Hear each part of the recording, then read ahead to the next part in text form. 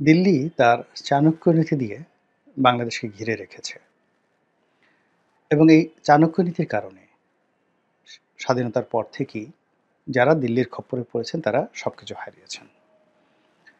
আমি আওয়ামী লীগের জমানাতে বারবার বলে এসেছি, সেই ২০০৯ সন থেকে, যে বঙ্গবন্ধুর হত্যাকাণ্ডের সঙ্গে ভারতের যোগসাজশ ছিল এবং বঙ্গবন্ধুর হত্যাকাণ্ড নিয়ে যে সকল ঘটনা ঘটেছে এবং পরবর্তীতে যে সকল প্রামাণ্য গ্রন্থ রচিত হয়েছে, প্রায় সব জায়গাতেই ভারতের যে অংশগ্রহণ এবং ভারতের যে এখানে কূটচাল ছিল, এটি অনেকে প্রকাশ্যে বলেছেন, অনেকে যাকে বলা হয় গোপনে বলেছেন। যেমন ধরুন, আওয়ামী পন্থী একজন সাংবাদিক ছিলেন, খুব নামকরা সাংবাদিক, এম আর আক্তার মুকুল। তো এম আর আক্তার মুকুলের একটা বই আছে, মুজিবের রক্তলাল। সেই বইটি যদি আপনারা পড়েন, স্পষ্টতই উনি তথ্য এবং প্রমাণ সহকারে কখন কোন তারিখে কিভাবে বঙ্গবন্ধুর হত্যাকাণ্ডের সঙ্গে ভারত জড়িত ছিল সেটি প্রমাণ সহকারে তিনি লিখে গিয়েছেন। পরবর্তীতে জিয়াউর রহমান সাহেবের যে হত্যাকাণ্ড এবং ক্ষমতার পট পরিবর্তন এবং এরশাদের ক্ষমতায় আরোহণ, বিএনপির পতন, এর পেছনে ভারতের একটা বিরাট হাত ছিল। ভারত বাংলাদেশে যদি একছত্রভাবে কাউকে ফেভার করে থাকেন, সেই দলটি এবং সেই মানুষটি হলেন জনাব হোসেন মোহাম্মদ এরশাদ এবং তার দল জাতীয় পার্টি। জাতীয় পার্টি ভারতের সঙ্গে এবং আমেরিকার সঙ্গে একটা সম্পর্কের ধারাবাহিকতা বজায় রেখেছেন এবং এখন পর্যন্ত ভারত এবং আমেরিকান লবির ১ নম্বর পছন্দের দল হলো জাতীয় পার্টি। এর বাইরে 111-এর মঈনুদ্দিন ফখরুদ্দিন, কিংবা ধরুন বঙ্গবন্ধু সরকার, কিংবা শহীদ প্রেসিডেন্ট জিয়াউর রহমান সাহেবের সরকার, খালেদা জিয়ার সরকার, শেখ হাসিনার সরকার, এই সব সরকারের সঙ্গে কিন্তু ভারত খেলেছে। তাদের প্রয়োজনে কাছে ডেকে নিয়েছে, আবার প্রয়োজন যখন ফুরিয়েছে তারা ছুঁড়ে ফেলে দিয়েছে এবং তারা সর্প হয়ে দংশন করেছে, ওঝা হয়ে ঝাড় দিয়েছে। যে বঙ্গবন্ধুর হত্যাকাণ্ডের জন্য তারা সর্বশক্তি ব্যয় করেছে, আবার সেই বঙ্গবন্ধুর 2 কন্যাকে তারা আশ্রয় দিয়েছে। এটা সত্য। আওয়ামী লীগের অনেক নেতাকর্মীকে তারা আশ্রয় দিয়েছে। ২০২৪ সালের নির্বাচনের পরে শেখ হাসিনার অহমিকা যেভাবে বেড়ে গিয়েছিল, আত্মবিশ্বাস যেভাবে বেড়ে গিয়েছিল, যেটি ভারত পছন্দ করেনি। ফলে বাংলাদেশে যখন উত্তাল গণ আন্দোলন, এই গণ আন্দোলনের সঙ্গে ভারতের যে যোগসাজশ নেই, কিংবা আমেরিকার যে সরাসরি অংশগ্রহণ এখানে ছিল, এটি এখন ওপেন সিক্রেট। এখানে আবার আমি কথাটা বলি যে আমাদের যে জুলাই আগস্ট বিপ্লব, এই বিপ্লবের সঙ্গে যে ভারতের যোগসাজশ ছিল না, এই কথা স্পষ্ট করে বলা যাচ্ছে না, অর্থাৎ ছিল। আর এই বিপ্লবের পেছনে সরাসরি অংশগ্রহণ করেছে আমেরিকা, অর্থ দিয়ে, অস্ত্র দিয়ে। এটি এখন বলতে গেলে ওপেন সিক্রেট এবং এটি নিয়ে দেখবেন যে ডোনাল্ড ট্রাম্পের আমলে তদন্ত হবে। এফবিআইয়ের কারা কারা ওই সময় বাংলাদেশে ছিলেন, কোন কোন হোটেলে ছিলেন এবং তারা কত তারিখে বাংলাদেশে ত্যাগ করেছেন, এই জিনিসগুলো একটা সময় দেখবেন ওপেন আপ হয়ে যাবে। তো এই কাজগুলো যে ভারত করেছে মূলত আওয়ামী লীগকে একটা শিক্ষা দেওয়ার জন্য। আওয়ামী লীগ একবার আমেরিকাতে যায়, আবার রাশিয়াতে যায়, আবার দিল্লিতে যায়, কিছুক্ষণ পরে চীনে যায়। এই যে তাদের যে দোদুল্যমানতা, এই দোদুল্যমানতার কারণে তাদেরকে একটা ঐতিহাসিক শিক্ষা দেওয়ার জন্য ভারত কিন্তু একটা ওসিলা খুঁজছিল। এখন সেই ওসিলা খুঁজতে গিয়ে তারা জামাতের সাথে সম্পর্ক করার চেষ্টা করেছে বিভিন্ন সময়ে। এমনকি যুদ্ধাপরাধের যখন বিচার চলছিল, তখন মতিউর রহমান নিজামী এবং মীর কাসিম আলী সাহেব, এই দুজনকে অব্যাহতি দেওয়ার জন্য ভারতের একটা মাস্টার প্ল্যান ছিল এবং তারা সেটা চেষ্টা করেছিল। কিন্তু জামাত এটাকে ম্যাটেরিয়ালাইজ করতে পারেনি। অর্থাৎ রয়ের পক্ষ থেকে, দিল্লির পক্ষ থেকে যাদের সঙ্গে যোগাযোগ করা হয়েছিল, অর্থাৎ মতিউর রহমান চৌধুরীর পরিবারের সঙ্গে, মতিউর রহমান নিজামীর পরিবারের সঙ্গে এবং মীর কাসিম আলী সাহেবের পরিবারের সঙ্গে, তাদের পরিবারের সদস্যরা এই বিষয়গুলো হ্যান্ডেল করতে পারেননি। না পারার কারণে কি হলো, তাদেরকে কিন্তু ফাঁসিতে চড়তে হয়েছে এবং এই ঘটনা আমি যতটুকু জানি, এটা হয়তো জামাতের অনেক বড় বড় মানুষ, এমনকি আমির সাহেব জানেন কিনা আমি বলতে পারবো না। তো একইভাবে তারা সেই ২০১২-১৩ সন থেকেই বিকল্প হিসেবে বিএনপির সাথে একটি সম্পর্ক স্থাপন করার চেষ্টা করেছে।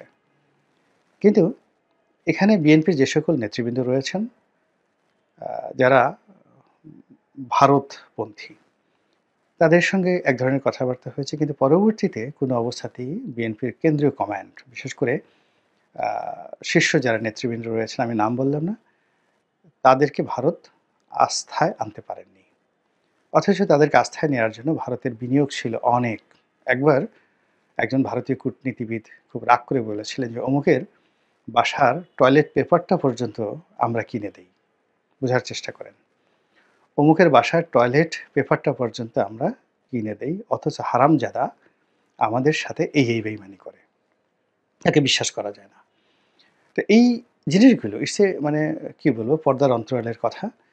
এই অবস্থার কারণে কি হলো, ভারত ঘুরে ফিরে বারবার আওয়ামী লীগের কাছে আত্মসমর্পণ করতে বাধ্য হয়েছে। কিন্তু তারা বিকল্প খুঁজেছে, বিকল্প নেতৃত্ব তৈরি করার চেষ্টা করেছে সবার সাথে। তো এখন যারা ক্ষমতায় আছেন তাদের অনেকের সঙ্গে ভারতের বিভিন্ন সময় যোগাযোগ হয়েছে, পারিবারিক পর্যায়ে, ব্যক্তিগত পর্যায়ে, ঘরোয়া পরিবেশে।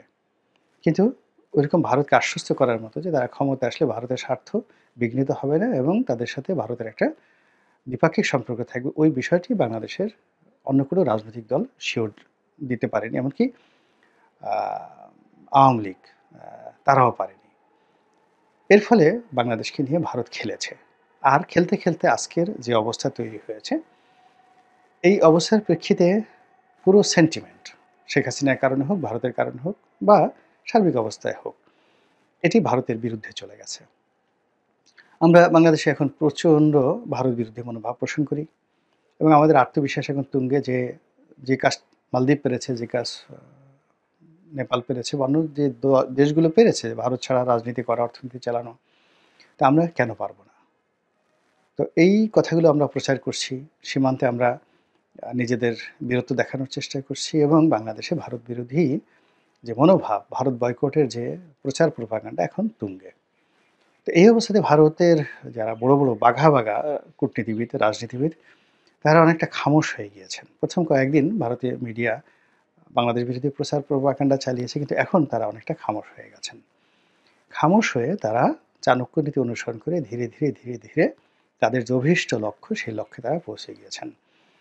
এবং ইতিমধ্যে তারা কি করেছেন, তাদের এখানে বাংলাদেশের পলিটিক্যাল এরেনা যেটা রয়েছে, সেই এরেনায় যাদের সাথে সম্পর্ক রাখা দরকার, যাদের সাথে কথা বলা দরকার, তাদের সবার কিচেন মানে রান্নাঘরে পর্যন্ত তারা ঢুকে গিয়েছেন।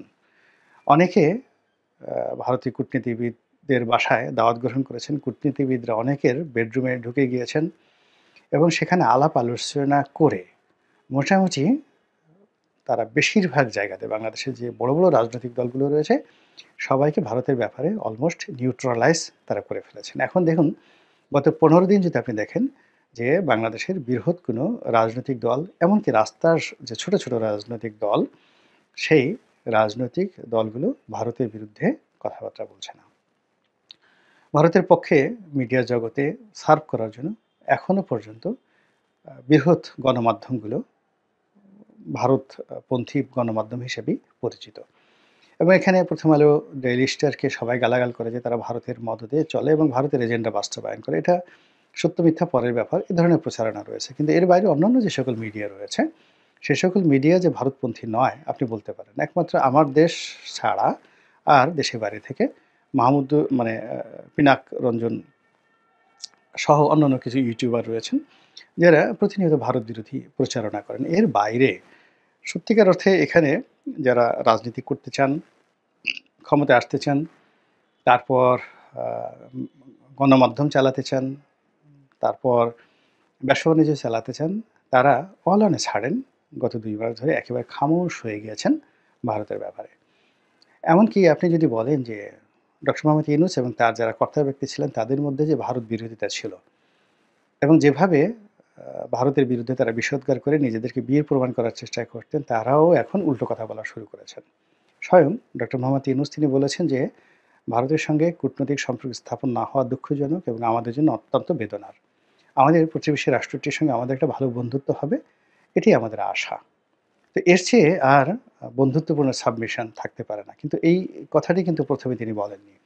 তিনি ক্ষমতায় এসে ১ম এ যেটা বলেছেন সেটা হলো যে, আমরা ভারতের চোখে চোখ রেখে কথা বলব এবং আমাদের সাথে যে সম্পর্কটি হবে সেটি হলো সমতার ভিত্তিতে একটি সম্পর্ক হবে। কিন্তু সেই জায়গাটাতে কিন্তু এখন বাংলাদেশ নেই। ইতিমধ্যে আপনি দেখেছেন যে ভারতের রাষ্ট্রদূত তিনি আ যে একটা অনুষ্ঠান করেছেন র্যাডিসন ওয়াটার গার্ডেনে সম্ভবত ভারতের যে জাতীয় দিবস উপলক্ষে বা কোনো একটা অনুষ্ঠান উপলক্ষে ইয়ারলি এটা করেন। সেখানে দলমত নির্বিশেষে সবাই গিয়েছেন। এমনকি রাজপথে যারা ভারতকে ১০ টা গালি না দিয়ে যে সকল তরুণ রাজনীতিবিদ, একেবারে তরুণ রাজনীতিবিদ যাদের মূলত ব্যাপ্তি, বিস্তৃতি এসছে ভারতকে গালাগাল করে। তো তারাও ইদানিং ভারতকে নিয়ে কোনো কথা বলছেন এবং তারাও সেই অনুষ্ঠানে আমন্ত্রিত ছিলেন। তো কাজেই ভারত পুরো বিষয়গুলোকে নিয়ে যেভাবে meticulously এগুচ্ছে এবং এটা এই জানুয়ারি মাসে এসে তাদের এই মিশনটা পূর্ণ হয়েছে। ফলে ফেব্রুয়ারি মাসে ফেব্রুয়ারি মাসে আপনি নতুন একটা প্রেক্ষাপট দেখতে পাবেন এবং ভারত যে সব দলগুলোর সাথে যে সমঝোতা করেছে এবং সেই সমঝোতার প্রেক্ষিতে রাজনৈতিক দলগুলো নিজেরা প্রতিযোগিতা করবে। সরকারের সঙ্গে রাজনৈতিক দলের বিরোধিতা থাকবে। কিন্তু মধ্য থেকে যেটি হচ্ছে ভারতকে টার্গেট করে যে সকল কথাবার্তা হতো রাজনৈতিক অঙ্গনে সেটি আর রাজনৈতিক দলগুলো করবে না। এবং সেটি যদি না হয় তাহলে আমাদের যে ঐক্য এবং সংহতি এটি নষ্ট হয়ে যাবে। এর কারণ হলো যে আওয়ামী লীগের মতো একটা বৃহৎ শক্তিকে আমরা শত্রু মনে করে যেভাবে আমরা ঐক্যবদ্ধ হয়েছি জুলাই আগস্টে, সেটি এই আগস্ট বিপ্লবের পরে আওয়ামী লীগ মাঠ ছেড়ে দেওয়ার পরে সেটির একমাত্র আ উপলক্ষ ছিল ভারত। তো ভারতের সেই জায়গাটা যদি আমাদের ছুটে যায় ছুটে যায় তাহলে আমরা কার সঙ্গে বিরোধিতা করব? আওয়ামী লীগ নাই, ভারত নাই, সীমান্ত নেই। আমাদের এখন তাহলে বিরোধিতা করতে হবে নিজেদের মধ্যে। নিজেদের মধ্যে বিরোধিতা করতে গেলে আমরা একজনকে বলব ও জালেম, আরেকজনকে বলব ও ভণ্ড, আরেকজনকে বলব আ ভুয়া মুক্তিযোদ্ধা, আরেকজনকে বলব ও মুক্তিযুদ্ধের বিরোধিতাকারী রাজাকার এবং এই নিজেদের মধ্যে যখন এই দ্বন্দ্ব এবং সংঘাত খুব প্রবল আকার ধারণ করবে, ঠিক সেই সময়টাতে ভারত কী যে কূটনীতির চাল চালবে বা কী যে চাণক্য নীতি প্রয়োগ করবে, এটি আপনারা অনেকে হয়তো কল্পনা করতে পারবেন কি বা পারবেন না আমি জানি না। কিন্তু আমার মনোমস্তিষ্কে এখনো পর্যন্ত ঢুকছে না।